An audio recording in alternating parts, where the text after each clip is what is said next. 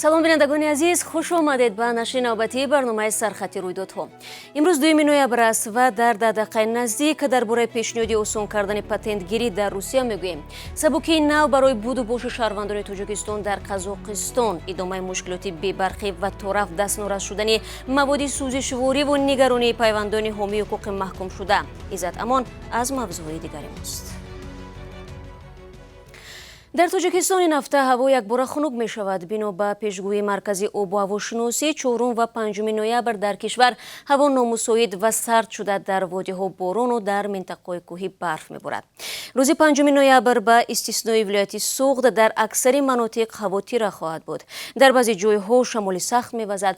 дар ин рӯзҳо ҳарорати ҳаво аз 7 то 10 дараҷа поин омада 5 ва 6 ноябр фаромадани меғ ва ё туман дар назар аст. бинобар ин бинандагон азиз, аз эҳтиёт кор бигиред дар ин рӯзҳо. минбаъд шаҳрвандони Тоҷикистон ва Қазоқистон ҳақ доранд дар қаламрави кишварҳои ҳамдигар то 90 рӯз бидуни сабти ном дар идораи милиса ҳузур дошта бошанд. консулгарии генералии Тоҷикистон дирӯз бо эълони ин хабар гуфт ки ин ташаббус дар асоси сӯзишномаи байни ҳукумати ду кишвар амалӣ хоҳад шуд. бар илова, шаҳрвандони Тоҷикистон дар сурати машғул шудан ба фаъолияти меҳнатӣ метавонанд бо гирифтани иҷозати кор муҳлати буду бошашонро дар қаламрави Қазоқистон як сол дароз кунанд. зимнан баъди Русия, Қазоқистон аз дуввумин кишварест ки муҳоҷирони тоҷик барои кору зиндагӣ онҷоро интихоб мекунанд. чун аз Русия гуфтем, дар ин кишвар пешниҳод шудааст ки раванди дароз кардани патентҳои муҳоҷирон осон карда шавад. пешниҳоди тамдиди фосилавии патент аз ҷониби иттифоқи касабаи муҳоҷирон садо додааст. Ринат Каримов, раиси ин созмон, зимни суҳбат бо хабаргузориҳои русӣ гуфт, беҳтар аст агар муҳоҷирон тариқи фосилавӣ маблағи патентро супоранд, он гоҳ таҷаммуи муҳоҷирон ва навбатпойҳои дароз дар назди марказҳои патентдиҳӣ аз байн меравад. роҳандозии чунин иқдом қабл аз ҳама барои пешгирӣ аз густариши COVID-19 муҳим хоҳад буд, гуфтааст Каримов. раиси иттифоқи касабаи муҳоҷирон аз мақомоти Москав даъват кардааст ки дар сурати тамом шудани муҳлати патент ба муҳоҷирон иҷозат бидиҳанд ки маблағро аз рӯи патенти қаблӣ биспоранд то ин ки зарурате барои гирифтани патенти нав ҷой надошта бошад. то куҷо ин пешниҳодро мақомоти Русия мепазиранд, маълум нест. дар ҳамин ҳол хадамоти муҳоҷирати вилояти Свердловск гуфтааст ки соли ҷорӣ додани патент ба муҳоҷирон 20% зиёд шудааст. ба қавли манбаъ, аз моҳи январ то сентябри имсол ба наздики 40 000 шаҳрвандони хориҷӣ иҷозатномаи корӣ дода шудааст. аксарияти муҳоҷирон дар ин минтақаи Русия дар бахши сохтмон, истеҳсолот ва ғизо кор мекарданд. қарор аст ҷопон барои харидории ваксина ба Тоҷикистон $3 миллион ихтисос бидиҳад.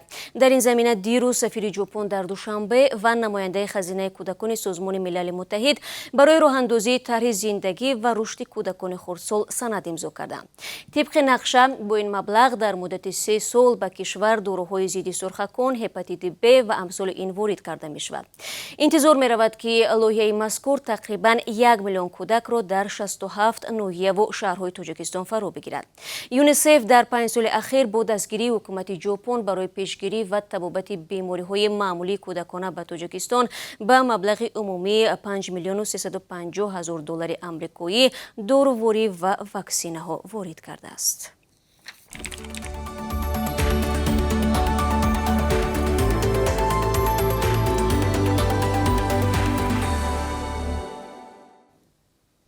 шумо сархатти рӯйдодҳоро тамошо доред.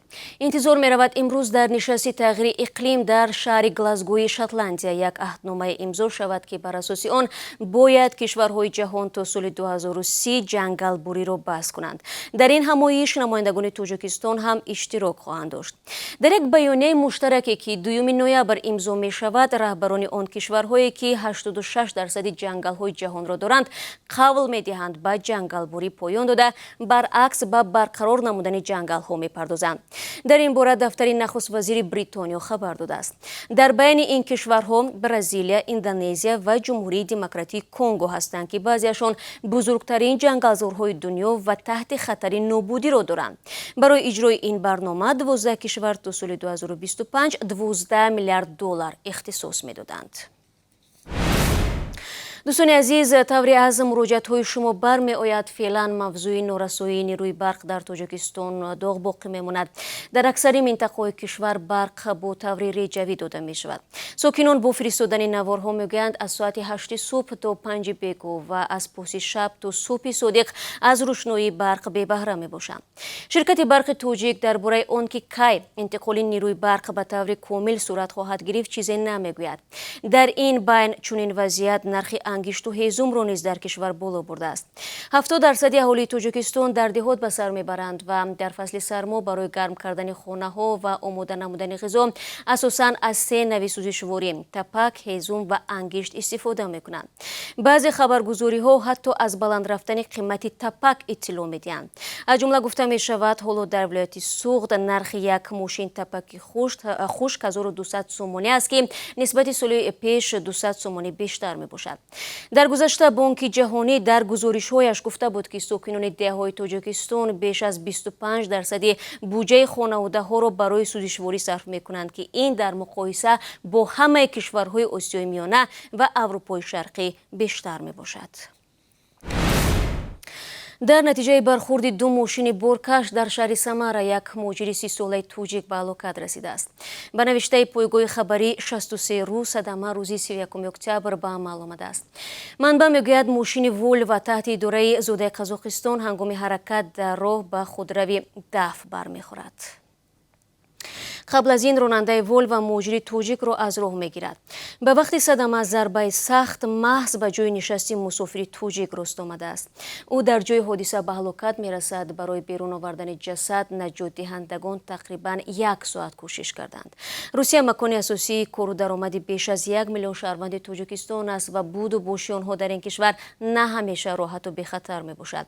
теъдоде аз онҳо дар ин кишвар бар асари садамаҳо, занозанӣ ва аз бемориҳои гуногун ба ҳалокат мерасанд. пайвандони Иззатамон аз норӯшан мондани баррасии аризаи шикоятии онҳо оид ба ҳукми ҳомии ҳуқуқи муҳоҷирон дар додгоҳи олӣ изҳори нигаронӣ мекунанд. Муҳаммад Юсуф Холов, писари Иззатамон, мегӯяд аз пешниҳоди аризаи кассатсионияшон ба додгоҳи олӣ 2 ҳафта мегузарад, вале то ҳол посухе нагирифтанд. Иззатамон ҳомии ҳуқуқи муҳоҷирони тоҷикро ки баҳори имсол аз Русия ихроҷ ва дар Тоҷикистон дастгир шуд, 19 октябр бо гуноҳи қаллобӣ ба миқдори махсусан калон ба 9 соли зиндон маҳкум карданд. дар пай Саид Бурҳон Шарифов, вакили мудофии Иззатамон, 21 октябр ба радиозодӣ гуфта буд ки аризаро бо имзои зерҳимояш ба додгоҳи олӣ супурданд. дар ариза масъалаи иҷро нашудани қонуни Афро ки президент эълон кардааст зикр намуданд.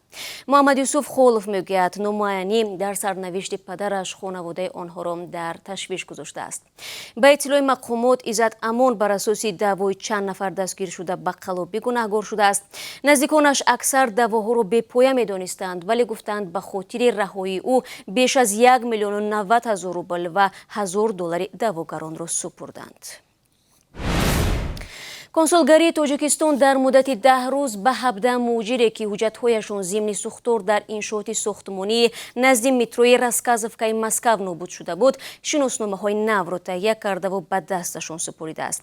ин муҳоҷирон мегӯянд, бо мусоидати намояндагии Тоҷикистон ширкати корфармо ба муҳоҷирони зарардида ҷубронпулӣ пардохт намудаву онҳоро дар як хобгоҳе дар Одинцово ҷой кардааст.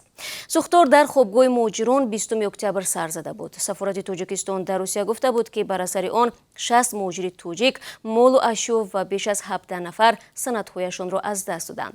дар иншооте ки ба коми оташ рафт, беш аз 100 шаҳрванди Тоҷикистон тибқи шартнома бо 4 ширкати сохтмонӣ ба кор ҷалб шуданд. нақшаи даъвати тирамоҳии наваскарон ба хидмат дар артиши Тоҷикистон 65% иҷро шудааст. вазорати мудофиа мегӯяд, то ин муддат навоҳии тобеи марказ 80%, вилояти Суғд 56% ва Хатлон бошад 54% сафарбарии ҷавононро ба хизмат иҷро карданд. комиссариятҳои ҳарбии Душанбе нақшаи даъватро қариб ба итмом расонданд. то анҷоми мавсими тирамоҳии имсола 28 рӯзи дигар боқӣ мондааст. دوستان گرامی، اکنون برای شما درباره قرب رسمی اسعار خارجی در تاجیکستان اطلاع میدیم. امروز 2 نوامبر بانک ملی $1 را 11 سومونی و 25 درم و 1 یورو را 13 سومونی و 5 درم اعلام کرده است. قرب روبل روسی نسبت دیروز باز اندک پایین رفته 1000 روبل 158 سومونی و 30 درم ارزش دارد. بینندگان عزیز، 10 دقیقه که در اختیار داشتیم به پایان میرسد. با سپاس که همه روز ما را تماشا میکنید و همکاری دارید. ما همچنان منتظر نوارهای جالب شما هستیم. فردا در همین وقت در نشر نو برنامه سرخطی رویدادها منتظر شما خواهم بود. خود را احتیاط کنید عزیزان و خدا نگهدار.